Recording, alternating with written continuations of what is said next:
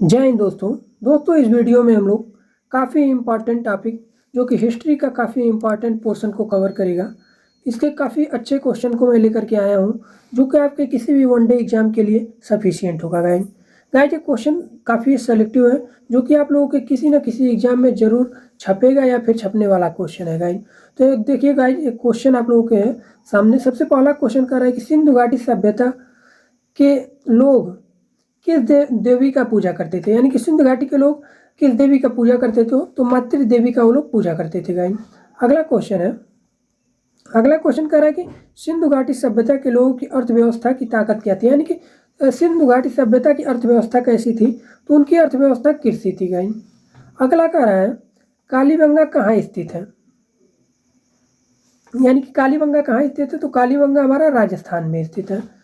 Guys काफ़ी important question है जो आप लोगों के लिए हिस्ट्री के लगभग एशियंट हिस्ट्री का पोर्शन को कवर कर देगा गाइस।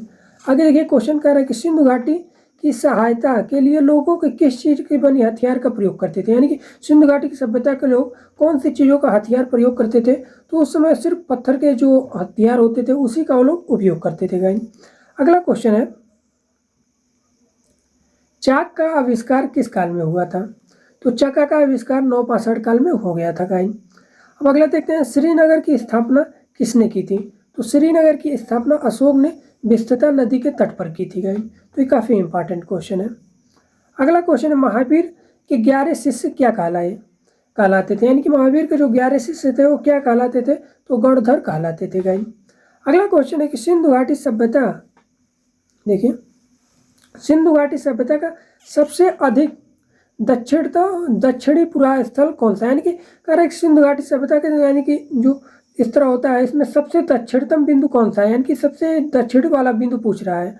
तो यह सबसे दक्षिण वाला बिंदु दाइमाबाद, यानी कि जो महाराष्ट्र में अहमदानगर के पास में दाइमाबाद एक स्थान था, वहाँ सिंधु घाटी सभ्यता का सबसे दक्षिणतम बिंदु माना जाता है गाइस।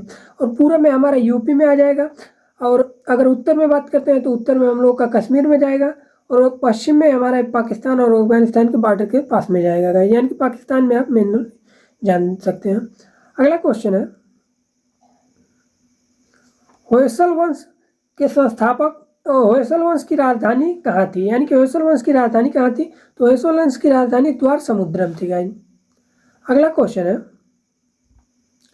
प्राचीन इतिहास में सिंधु घाटी सभ्यता के लोग किसमें विश्वास करते थे, तो किसमें विश्वास करते थे या फिर किसकी पूजा करते थे, ऐसा क्वेश्चन बनता है तो मातृ शक्ति का या फिर मातृ देवी का वो लोग पूजा करते थे, और मातृ सत्रात्मक वहाँ पे शक्ति थी, यानी कि वहाँ पे लोग मातृ सत्रात्मक व्यवहार करते थे। अगला हम लोग देखते हैं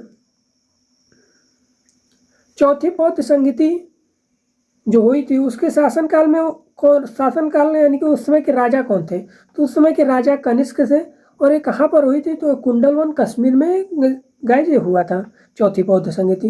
अगला क्वेश्चन है पृथ्वीराज रासो के रचयिता कौन है, तो गाइज पृथ्वीराज रासो के रचयिता चंद्रबरदाई है गाइज। अगला क्वेश्चन देखिए, अगला क्वेश्चन कह रहा है कि सांख्य दर्शन के प्रवर्तक कौन है, तो ये जो दर्शन है वो आप लोगों को याद होना चाहिए कि कौन से दर्शन के कौन प्रवर्तक है, तो सांख्य दर्शन के कपिल मुनि प्रवर्तक हैं। अगला क्वेश्चन है चीनी यात्री ह्वेनसांग भारत कब आया था, तो गाइस ये 630 से 644 ईस्वी के बीच में ये भारत में अध्ययन और अध्यापन का काम किया था गाइस, आया हुआ था, उसके बाद ये अध्ययन और अध्यापन का काम किया था। अगला क्वेश्चन है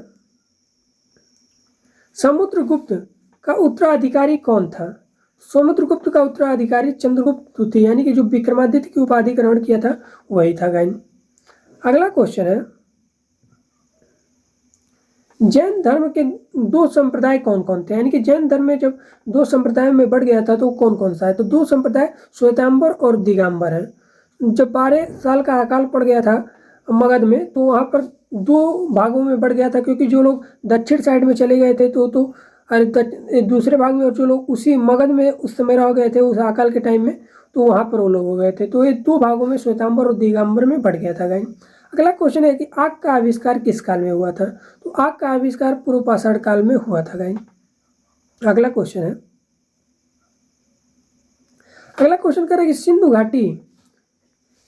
घाटी सभ्यता का सबसे अधिक पूर्वीय स्थल कौन सा है, तो अभी मैंने आप लोगों को बताया था कि उत्तर प्रदेश में, तो आलमगीर मेरठ यानी कि हिंडन नदी के पास में आलमगीर मेरठ आलमगीरपुर करके एक जगह है मेरठ में, वहीं पर हिंडन नदी है, वहीं पर इसका पूर्वीय जो स्थान सबसे पूर्व वाला स्थान माना जाता है गाइस।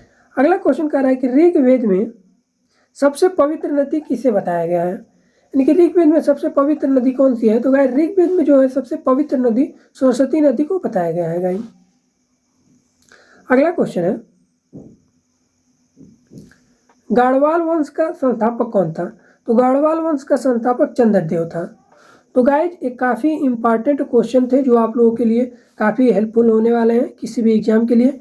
गाइज ये हिस्ट्री के जो क्वेश्चन थे वो बहुत ही इंपॉर्टेंट है। अगर आप लोगों को ये अच्छा लगा होगा तो प्लीज़ वीडियो को लाइक करिए और हमारे चैनल को सब्सक्राइब करिए और ज़्यादा से ज़्यादा अपने दोस्तों को शेयर करिए गाइज। मिलते हैं इसी तरह के काफ़ी इंपॉर्टेंट क्वेश्चन के साथ। धन्यवाद दोस्तों।